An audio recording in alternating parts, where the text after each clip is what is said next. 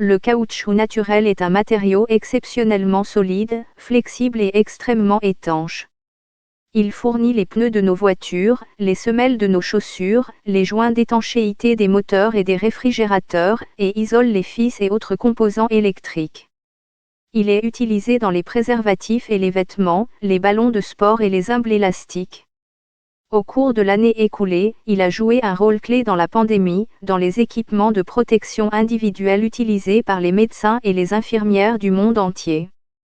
En fait, le caoutchouc est considéré comme un produit tellement important qu'il figure sur la liste des matières premières critiques de l'Union européenne.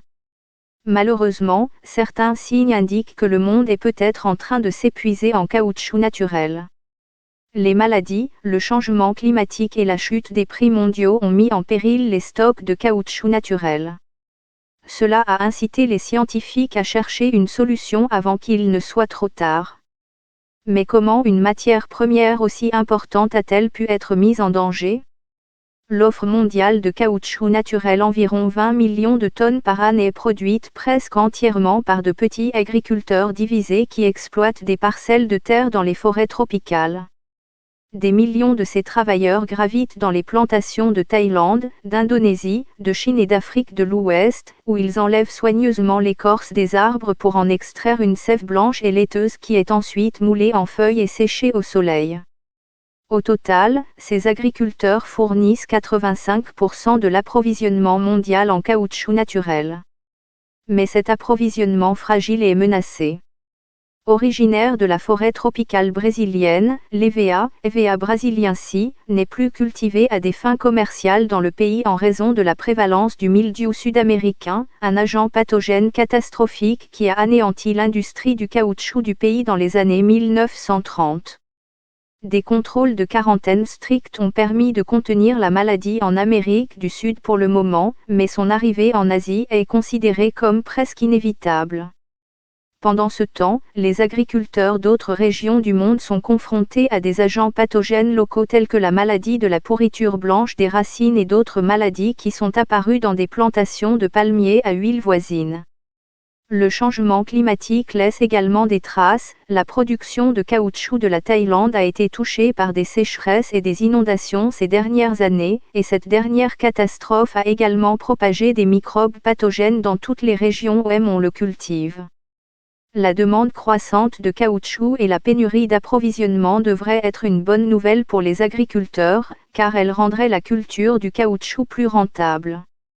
Le prix du caoutchouc est fixé par le lointain Shanghai Futures Exchange, où les courtiers spéculent sur la valeur du caoutchouc aux côtés de l'or, de l'aluminium et du carburant. Le prix n'a rien à voir avec le coût de production, déclare Robert Meyer, cofondateur du négociant en caoutchouc Alcyon Agri.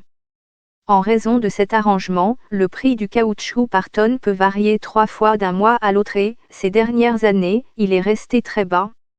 Cette situation compromet encore davantage l'approvisionnement en caoutchouc. Le calcul que font les petits agriculteurs est que le revenu est égal au prix multiplié par le volume, explique Meyer. La faiblesse des prix oblige les agriculteurs à surexploiter leurs arbres pour obtenir plus de caoutchouc, ce qui affaiblit les plantes et les rend plus sensibles aux maladies. Elle a également découragé la plantation de nouveaux arbres pour remplacer ceux qui sont en fin de vie commerciale, et de nombreux agriculteurs ont carrément abandonné les plantations. Eleanor Warren-Thomas est une chercheuse de l'université de Bangor, au pays de Galles, qui a étudié la dynamique des plantations de caoutchouc. L'huile de palme et le caoutchouc naturel donnent le même argent par unité de terre, mais la main-d'œuvre requise est plus importante pour le caoutchouc, explique-t-elle. Comme le prix du caoutchouc est en baisse, les agriculteurs délaissent la production de caoutchouc pour vendre le bois à court terme, et cultivent plutôt le palmier à huile. Tous ces facteurs signifient que le monde est maintenant à un point où l'offre de caoutchouc naturel ne suit pas la demande. Fin 2019, le Conseil international tripartite du caoutchouc a averti que l'offre mondiale accusera un déficit d'1 million de tonnes en 2020, soit environ 7% de la production. Peu après, la pandémie a commencé. La demande a chuté immédiatement et les kilomètres parcourus, la principale mesure de la demande de caoutchouc, ont diminué à mesure que les pays imposaient des quarantaines. Mais le caoutchouc s'est vite rétabli. La demande a dépassé les prévisions les plus optimistes, affirme M. Meyer. À leur sortie de confinement, les citoyens chinois ont acheté un très grand nombre de véhicules neufs en raison des inquiétudes concernant la sécurité sanitaire dans les transports publics.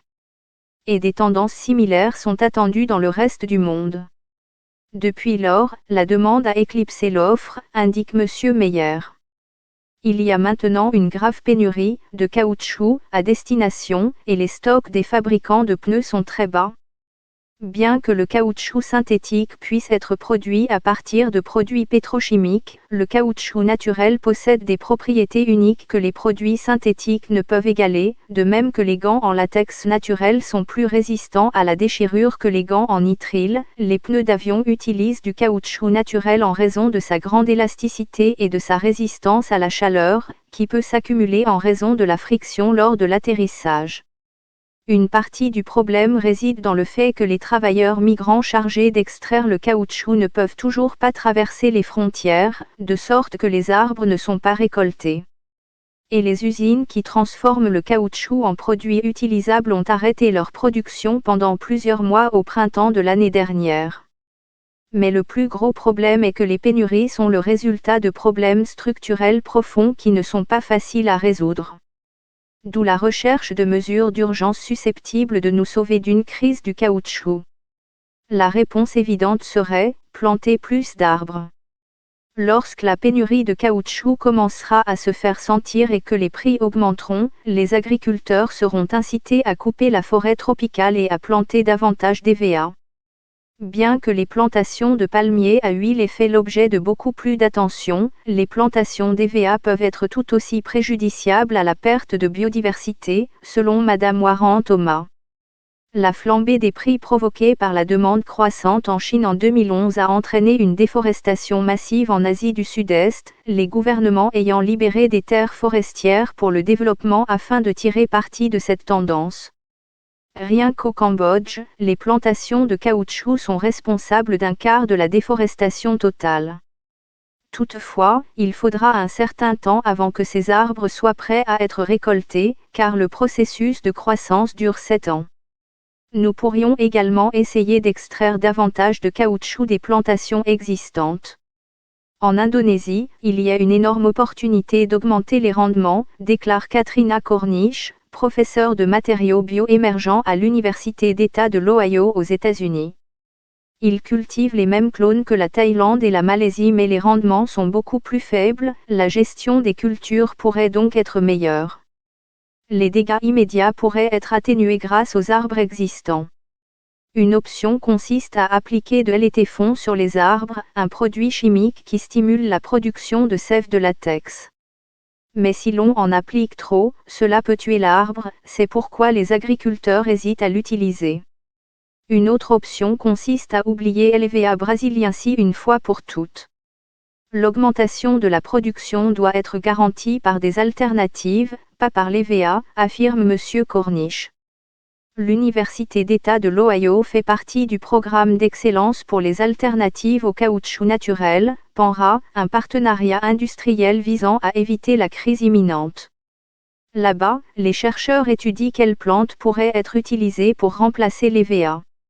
L'une des plantes étudiées est le Taraxacum coxaguiz, cultivé par les Russes lorsque l'approvisionnement en caoutchouc asiatique était menacé pendant la Seconde Guerre mondiale. Les États-Unis ont également expérimenté cette plante comme culture d'urgence du caoutchouc. Mais ne l'appelez pas pissenlit russe, prévient Cornish. Il est originaire du Kazakhstan, ils sont assez contrariés par ça. Le pissenlit kazakh produit environ un dixième de la quantité de caoutchouc par hectare, 0,4 et 0,5 hectares, que les EVA et est extrait en écrasant et en pressant ses racines. Mais il est prêt à être récolté en 3 mois, et produit une grande quantité de graines, ce qui permet de le replanter facilement et d'augmenter la production.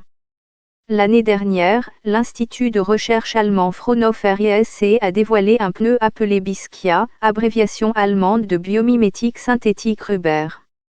Fabriqué à partir de caoutchouc de pissenlit, l'entreprise affirme qu'il présente une plus grande résistance à l'usure que le caoutchouc traditionnel. À l'Université d'État de l'Ohio, M. Cornish et ses collègues développent des variétés et des techniques de culture y compris l'hydroponie et les fermes verticales pour aider à faire du caoutchouc de pissenlit une réalité commerciale. Selon leur système, les racines de pissenlit remplies de sève peuvent être récoltées 5 fois par an. Le gouaillul, un arbuste qui pousse dans les déserts le long de la frontière entre les États-Unis et le Mexique, suscite également de l'intérêt.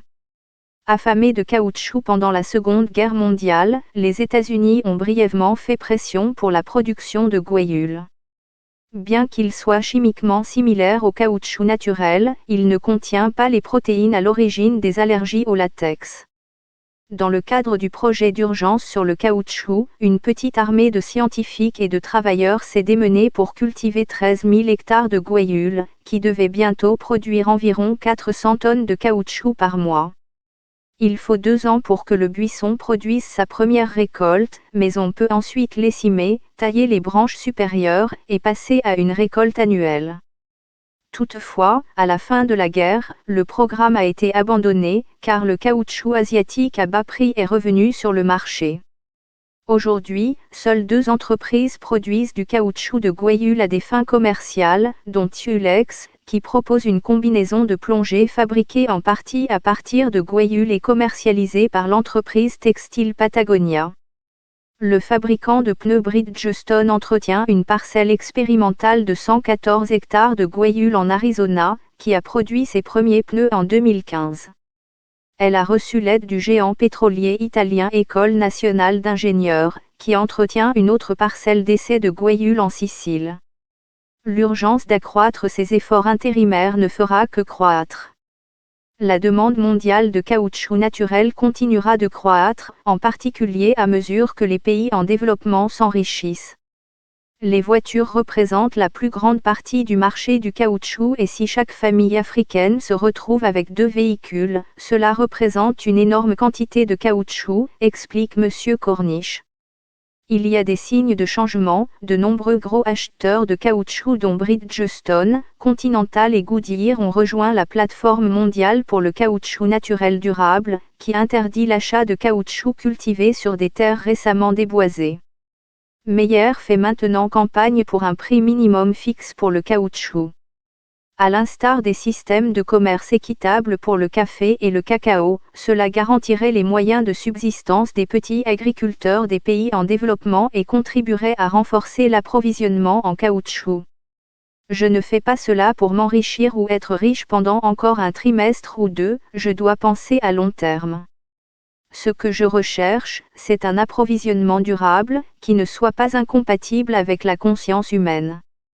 Monsieur Warren Thomas a ajouté, nous devons aider les petits agriculteurs à faire de leur mieux, les rendre résistants aux variations de prix, améliorer les systèmes de productivité et leur permettre de cultiver des cultures secondaires.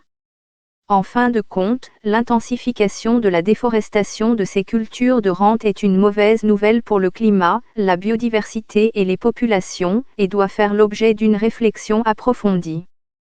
Toutefois, l'arrivée du mildiou sud-américain en Asie pourrait remettre en question ces préoccupations. Il suffit de penser à la grille du frêne, à la graphiose, au phénomène du dendroctone du pin. On peut perdre une espèce, 1 milliard d'arbres, et on ne peut pas se contenter de remplacer 40 millions de tonnes de caoutchouc quand tout le lot meurt en un an, avertit M.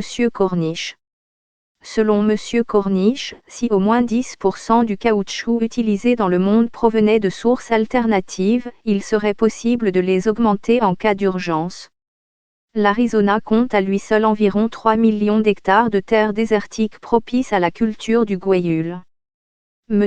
Cornish considère la crise du caoutchouc comme une occasion unique d'attirer des investissements dans ces solutions de remplacement. Nous avons assez de graines de pissenlit pour mettre en place 40 hectares de fermes verticales et 3000 hectares de gouaillul, mais nous avons besoin de fonds pour cela, souligne-t-il. Nous avons besoin que ces milliardaires s'impliquent. Je suis déterminé à l'obtenir avant de mourir. Nous devons faire en sorte que ça marche. Les conséquences pour le monde développé en cas d'échec des cultures sont inimaginables.